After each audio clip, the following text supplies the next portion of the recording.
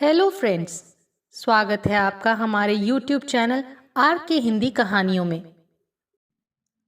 आज की कहानी है अनोखी तरकीब।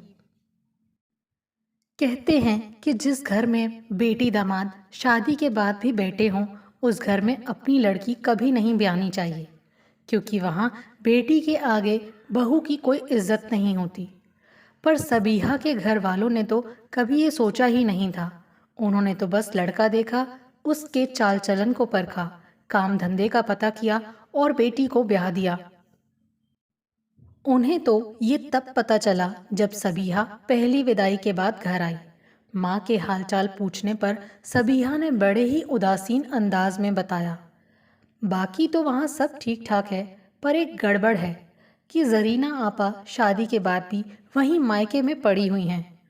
उनके मियाँ के आगे पीछे कोई भी नहीं था और वो दूर के भाई लगते थे, इसीलिए उन लोगों ने उन्हें घर दामाद बना रखा है। जरीना आपा तो वहाँ ऐसे रहा करती हैं मानो वही उस घर की सब कुछ हो। उनके आगे किसी की भी नहीं चलती है और उनकी जबान खूब चला करती है। आप लोगों को वहाँ रिश्ता करने से पहले ये सब पता कर लेना चाहिए था।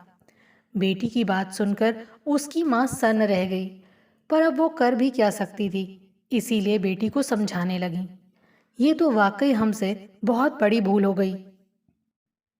जब हम तुम्हारा रिश्ता लेकर वहाँ गए थे तो जरीना को वहाँ देखा भी था, लेकिन हमने यही समझा कि शादीशुदा लड़की है, ससुराल आई होगी, इसीलिए पूछना ज़रूरी नहीं समझा और हम धोखा खा गए। खैर, तुम्हें इसकी ज़्यादा चिंता करने की ज़रूरत नहीं है। बस तुम्हें अपने काम से काम रखना है और मैं समझती हूँ कि ये कोई बहुत बड़ी बात भी नहीं है। हो सकता है कल को वो अपना हंडिया बर्तन अलग कर ले। सबीहा का पति अनवर जमाल भारतीय स्टेट बैंक में कैशियर था। वो अच्छी खासी कदकाठी का खूबसूरत नवयुवक था, लेकिन उसके साथ एक गड़बड़ थी। वो उन मर्दों में से था जो अपनी बीवियों को दोस्त बनाकर नहीं, सिर्फ बीवी बनाकर रखना जानते हैं। जरीना के 2 बेटे और 2 बेटियां थीं। चारों बच्चे बेहद शरारती और जिद्दी थे। वो घर में हर वक्त हुड़दंग मचाते रहते और सबीहा से तरह तरह की फरमाइशें करते रहते। अक्सर वो उनकी फरमाइशें पूरी कर देती, लेकिन कभी तंग आकर कुछ बोल देती तो बस जरीना का भाषण शुरू हो जाता। बच्चों से ऐसे पेश आया करते हैं, जरा सा घर का काम क्या करती हो, इन मासूमों पर गुस्सा उतारने लगती हो। बेटी की चिल्लाहट सुनकर सबीहा की सास भी बिना कुछ जाने बूझे उसे कोसने लगती। इतनी सी जिम्मेदारी भी तुमसे नहीं निभाई जाती। इसीलिए कहती हूँ कि लड़कियों को ज़्यादा पढ़ाना लिखाना नहीं चाहिए। ज़्यादा पढ़ लिख लेने के बाद उनका मन घरेलू कामों में लगता ही नहीं है। अगर कभी सबीहा की कोई शिकायत अनवर तक पहुंच जाती तो उसको अलग डांट फटकार सुनने को मिलती, लेकिन वो किसी को कुछ बोल नहीं सकती थी, अपनी सफाई नहीं दे सकती थी, केवल उनकी सुन सकती थी। वो इस सच को जान चुकी थी कि उसके कुछ भी बोलने का मतलब है सब मिलकर उसे चील कौवे की तरह नोच खाएंगे। सभी हम मायके में अपने ससुराल वालों की कोई शिकायत करती तो वो उल्टे उसे नसीहत देने लगते और सब्र से काम लेने को कहते। इसीलिए शुरुआत में वो जो भी वहाँ की बात मायके वालों को बताती, बाद में उसने वो भी बताना बंद कर दिया। एक दिन सबीहा अपने हालात से भरी बैठी थी कि ननद ने कुछ कहा तो वो उससे जबान लड़ा बैठी और जवाब में उसे ऐसी बातें सुनने को मिली जिसकी उसने कल्पना भी नहीं की थी। सास और ननद की झूठी और बेसिर पैर की बातों को सुनकर वो स्तब्ध रह गई और सोचने लगी कि कहाँ से वो जरीना के मुंह लग गई। लेकिन उनका अभी इतने से पेट नहीं भरा था और जब अनवर बैंक से आया तो मौका मिलते ही उन्होंने उन बातों में कुछ और मिर्च मसाला लगाकर उसके कान भर दिए और वो भी सबीहा की खबर लेने लगा। क्या यही सिखा के भेजा है तुम्हारे माँ बाप ने कि सास ननद का एहतराम मत करना, उनके बच्चों को नीची नज़र से देखना, घर में अपनी मनमानी करती रहना और मौका मिलते ही शौहर को लेके अलग हो जाना। अरे ये आप क्या कह रहे हैं? मैंने तो ऐसा कभी सोचा भी नहीं और कभी किसी को कुछ कहा भी नहीं। पता नहीं वो क्या क्या अपने मन से लगाती रहती हैं। अनवर के सामने सबीहा जैसे डरते डरते पहली बार इतना बोली तो वो और भी भड़क उठा। खामोश, यहाँ ये जबान दराजी नहीं चलेगी। यहाँ रहना है तो सभी का आदर सम्मान करना सीखना होगा और सबसे मिलजुल कर रहना पड़ेगा, समझी? पति की डांट के बाद सबीहा अंदर ही अंदर फूट पड़ी और मन में बड़बड़ाने लगी कि मैं इन्हें क्या तकलीफ पहुंचाती हूँ जो ये मेरे पीछे पड़ी रहती हैं। मुझसे ऐसा कौन सा कर्म हो गया था जो मैं ऐसे घर में चली आई। जब मुझे शादी के बाद यही सब देखना था तो इससे बेहतर था कि मैं घर में ही कुंवारी पड़ी रहती। उसे पति की बात उतनी बुरी नहीं लगी थी। उसे तो पति के कान भरने वाली सास ननद पर गुस्सा आ रहा था। उसने मन में सोच लिया था कि अब खामोश बैठने से काम नहीं चलेगा। इन्हें कुछ ना कुछ सबक सिखाना ही पड़ेगा, तभी उसकी जान छूटेगी। लेकिन उसे करना क्या होगा? लड़ाई झगड़े से तो उसका ये काम बनने वाला नहीं है। फिर कौन सी तरकीब लगाई जाए कि सांप भी मर जाए और लाठी भी ना टूटे। सबीहा काफी देर तक अपनी इस समस्या के समाधान के लिए बिस्तर पर पड़ी दिमागी कसरत करती रही। अचानक उसे एक अनोखी तरकीब सूझ गई और वो मन में बड़बड़ाई। हाँ, ये ठीक रहेगा। ऐसे लोग उल्टे दिमाग के होते हैं। इन्हें उल्टी बात कहो तो सीधा समझते हैं और सीधा बोलो तो उल्टा समझते हैं। इन्हें उल्टे हाथ से ही हाँकना पड़ेगा। निहायत नरमी से इन्हें उल्टी कहानी सुनानी ही पड़ेगी, तब ये मेरी बात को सीधा समझेंगे और तब ही ये झंझट खत्म होगा। सबीहा कई दिनों तक अपनी योजना में उलझी उसके हर पहलू पर विचार करती रही और जब योजना की पूरी रूपरेखा उसके दिमाग में बस गई तब एक दिन मौका पाकर वो सास की तेल मालिश करने बैठ गई। कुछ देर उनसे इधर उधर की बातें करने के बाद वो बोली, जानती हैं अम्मी, इस बार मैं अपने घर गई थी तो एक दिन मेरे पड़ोस में एक अजब ही तमाशा हो गया। अच्छा, क्या हुआ था? जरा मैं भी तो सुनूं। उसकी कहानी में दिलचस्पी लेते हुए सास बोली। सबीहा उन्हें अपनी पूरी कहानी सुनाने लगी। मेरे मायके में एक खातून मेरे मकान से कुछ मकान छोड़ के रहती हैं। उनके पास 2 मंजिला मकान था और 2 शादीशुदा लड़के। आधे मकान में वो एक साथ रहते थे और आधे को उन्होंने किराए पर दे रखा था। वो रहते तो मिलजुल कर थे, पर उनकी माँ अपने बड़े बेटे को बहुत मानती थी। माँ का यही नज़रिया दोनों बहुओं और उनके बच्चों के साथ भी था।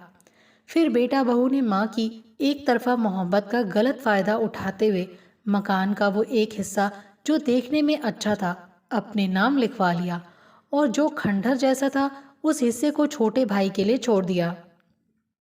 यही नहीं, बड़े बेटे ने धोखे से माँ के कीमती जेवर आदि भी हड़प लिए। छोटे भाई को जब इस बात का पता चला तो वो बड़े भाई से भिड़ गया और दोनों भाइयों के बीच जमकर झगड़ा हुआ, जिसमें बीच बचाव करते समय माँ भी घायल हो गई। इस घटना के बाद माँ तो बड़े बेटे के साथ रहने लगी, लेकिन छोटे बेटे से उनका नाता लगभग टूट सा गया। सबीहा ने एक पल रुककर अपनी सास की ओर देखा तो उसे यूं लगा जैसे वो अंदर से कांप रही हैं। उसने फिर अपनी कहानी को आगे बढ़ा दिया। अम्मा जी, सच कह रही हूँ, जब उस लड़ाई के बारे में मुझे पता चला तो इतना गुस्सा आया कि जी चाहा जाकर उन दोनों कमबख्तों के तलवार से टुकड़े टुकड़े कर दूं। भाई भाई से लड़े तो बात अलग है, लेकिन बूढ़ी माँ के साथ ऐसा सुलूक, उन पर हाथ उठाना कितना बड़ा गुनाह है। उस लड़ाई झगड़े का माँ के दिल पर ऐसा असर हुआ कि वो बुरी तरह बीमार पड़ गई। अब बड़े लड़के ने उनसे साफ कह दिया कि मेरे पास तुम्हारे इलाज के लिए पैसे नहीं हैं। जिस बेटे के नाम की बैठे बैठे माला जपती हो उसी के पास जाकर इलाज कराओ। छुटके ने ये सुना तो जैसे उसे ताव आ गया और तुरंत एक अच्छे डॉक्टर के पास ले जाकर माँ का इलाज कराया। उन्हें अपने पास रखकर खूब देखभाल की और अब वो एकदम ठीक होकर बड़े मज़े से छोटे बेटे के पास रह रही हैं। अब मुझे उनके बड़े बेटा बहू पर गुस्सा आ रहा था कि उन्होंने उस बेचारी बुढ़िया का सब कुछ लूट लिया था और फिर बेरहमी से खदेड़ भी दिया। ये तो जमाना आ गया है, जिस पर हद से ज्यादा प्यार लुटाइए वही बर्बाद करने पर तुल जाता है।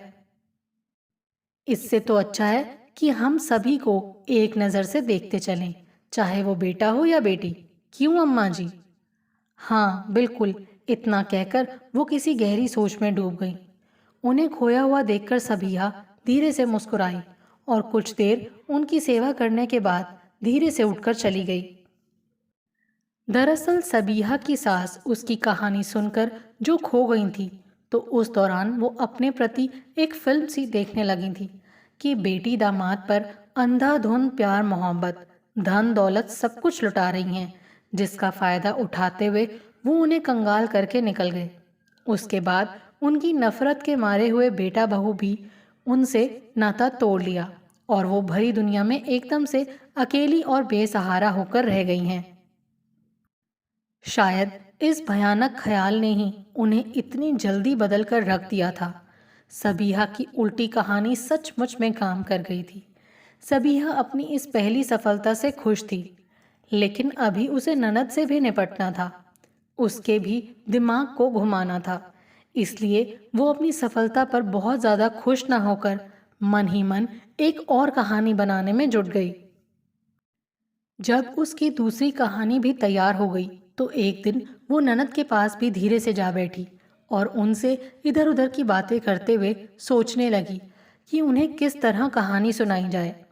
अभी वो ये सोच ही रही थी कि जरीना बोली, जानती हो सबिया, आगे पत्थर वाली गली में एक करीम साहब रहते हैं। उनके लड़के की शादी को अभी कुछ ही माह हुए थे। वो अपनी बीवी को लेकर अलग हो गया। कितनी बुरी बात है, माँ बाप कितने अरमानों से बच्चों को पालते हैं और बच्चे उन्हें कितनी आसानी से छोड़कर चले जाते हैं। ये सुनते ही सबीहा की आंखें चमक उठी। वो गहरी सांस लेते हुए बोली, क्या कीजिएगा बाजी, यही ज़माना आ गया है। जिधर देखिए लोग परिवार से अलग होते जा रहे हैं। ये करीम साहब का बेटा तो कुछ माह के बाद अलग हुआ है, लेकिन मेरी एक सहेली तो शादी के कुछ ही हफ्तों बाद मियाँ को लेकर अलग हो गई थी। जब मैंने उसका ये कारनामा सुना तो मुझे उस पर बेहद गुस्सा आया था। मेरी जब उससे मुलाकात हुई और मैं उस पर बिगड़ी, तो जानती हैं वो बड़ी ही अदा से मेरे गले में बाहें डालकर बोली थी, तुम क्या जानो मेरी जान कि अलग रहने के क्या फायदे हैं। जो जी चाहे खाओ पियो, जब दिल चाहे काम करो, जहाँ मन चाहे घूमो फिरो और घर में कहीं पर भी किसी भी वक्त शौहर के गले में बेधड़क झूल जाओ। कोई रोकने टोकने वाला नहीं। ये सब आज़ादियाँ भला संयुक्त परिवार में कहाँ मिल पाती हैं। और सबसे बड़ी बात, सभी को कभी ना कभी तो अलग होना ही पड़ता है। महंगाई बढ़ती जा रही है, ज़मीन के दाम भी आसमान छूते जा रहे हैं। अब हिस्से के बाद किसी को मिलता भी क्या है, बस एक छोटा सा मुर्गी का दरबा। इसीलिए आज के दौर में जो जितनी जल्दी अलग हो जाएगा वो उतनी ही अच्छी रिहाइश बना सकता है। समझ में आया मेरी जान? उसकी फालतू बकबक सुनकर मेरी खोपड़ी और भी गर्म हो गई और मैं उसे झिड़कते हुए बोली, ये सब तुम्हारे दिमाग का फितूर है, वरना तो संयुक्त परिवार में रहने में जो मज़ा है वो अकेले रहने में नहीं है, क्योंकि जीवन की असली खुशी इसी में प्राप्त होती है। बाजी, आप ही बताओ, क्या मैंने उससे कुछ गलत कहा था? नहीं भाई, तुमने वही कहा था जिसे दुनिया सच मानती आई है। इतना बोलकर जरीना चुपचाप सोचने लगी कि इसकी सहेली ने जो कुछ कहा है वो तो मैंने कभी देखा ही नहीं। जो भी यहाँ मिलता रहा हम खाते पीते रहे। जहाँ ये घुमाने फिराने ले गए हम बस वहीं गए। और शौहर से प्यार, इस छोटे से घर में हम खुल के कभी प्यार भी नहीं कर सके। भला ये भी कोई जिंदगी है?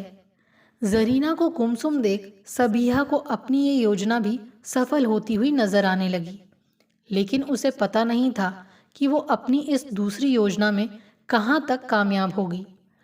रात को जरीना के पति जब दुकान से आए तो वो उनके पैर दबाते हुए बोली, अजी, जानते हैं कल रात मैंने एक अजीब सपना देखा था और सोचा था कि उसके बारे में सुबह आपको बताऊंगी, लेकिन बताना याद ही नहीं रहा। मैंने सपने में देखा कि एक बेहद बुजुर्ग फकीर मेरे सिरहाने खड़े हैं और वो बड़ी भारी आवाज़ में मुझसे कह रहे हैं कि तू जितनी जल्दी इस घर से निकल जाएगी, जिंदगी भर उतनी ही ज़्यादा खुशहाल रहेगी। समझ ले, ये चंद दिन तेरे लिए बड़ी ही रहमतों बरकत के बनकर आए हैं, इसलिए तू अपने इस नेक काम को बिना देर किए कर डाल। और फिर वो साये की तरह लहराते हुए गायब हो गए। अच्छा, वो तुमसे कहाँ जाने के लिए कह रहे थे? जरीना के पति ने बड़े ही भोलेपन से पूछा, तो उसने अपना माथा ठोक लिया। अरे बुद्धू, आप इतना भी नहीं समझे। वो हमें किराए के मकान में जाने के लिए कह रहे थे, और कहाँ। ठीक है, मैं कोशिश करता हूँ। कोशिश नहीं, एकदम से लग जाइए और 1-2 दिन के अंदर ही इस काम को कर डालिए। अगले दिन जरीना के मियाँ अपना काम धाम छोड़कर मकान की तलाश में निकल गए और शाम होते होते उन्हें 2 कमरे का एक अच्छा सा मकान मिल गया। फिर सुबह होते ही उनका सामान भी जाने लगा। ये देख जरीना के भाई अनवर व अम्मी की आंखें हैरत से फैल गईं। लेकिन ये देखकर सबीहा की तो खुशी का ठिकाना नहीं रहा। उसकी दूसरी कहानी भी सफल हो गई थी और उसकी ये अनोखी तरकीब बेहद कारगर साबित हुई थी, जिसमें उसका ना तो किसी से कोई लड़ाई झगड़ा हुआ था और ना ही उसने किसी को सीधे मुंह कुछ कहा था। कई बार इंसान को कुछ बातें समझाने और एहसास दिलाने के लिए इस तरह के हथकंडे अपनाने पड़ते हैं। आपको हमारी ये कहानी कैसी लगी, प्लीज़ कमेंट करके ज़रूर बताइए। अगर आप इस चैनल पर नए हैं तो इसे सब्सक्राइब करें और शेयर करें। Thank you.